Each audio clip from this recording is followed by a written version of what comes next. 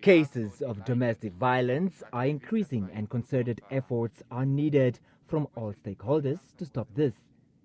Contributing to the debate of the Domestic Violence Amendment Bill, Bangu blamed the phenomena to some eroded cultural norms, anchor, patriarchy, and superiority complex as some of the contributing factors.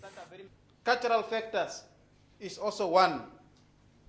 And then we have the Dori or Lobola. Lobola is also one of the contributing factors. Some people think once they pay Lobola, then they want to own a lady like their property. And we need proper education in these issues.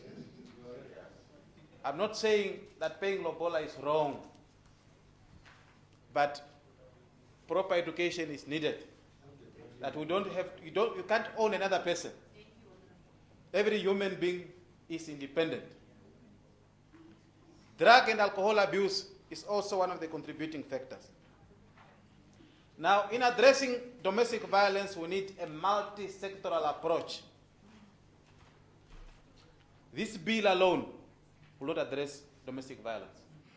Bangu also feels that the law alone will not address domestic violence, arguing for the abolishment of some of the harmful cultural practices.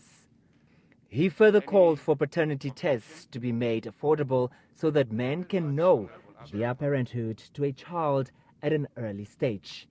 Paternity tests need also to be affordable because we are addressing all the two elements. At the moment now, a poor person in the village who does not work will not be able to have paternity test. It's very expensive, isn't it?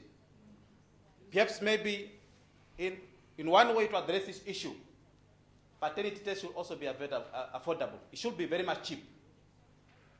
But the story does not say that we should maybe condone domestic violence. Domestic violence is wickedness, it's evilness. I started by saying that it's an inherent evil. When you think of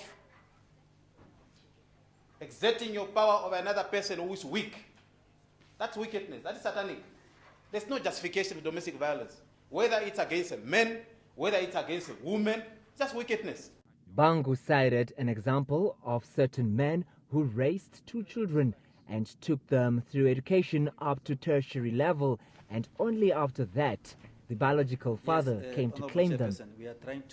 In his contribution, Elam constituency councillor Gerhard Shimi appealed for an awareness campaign on incidences of domestic violence.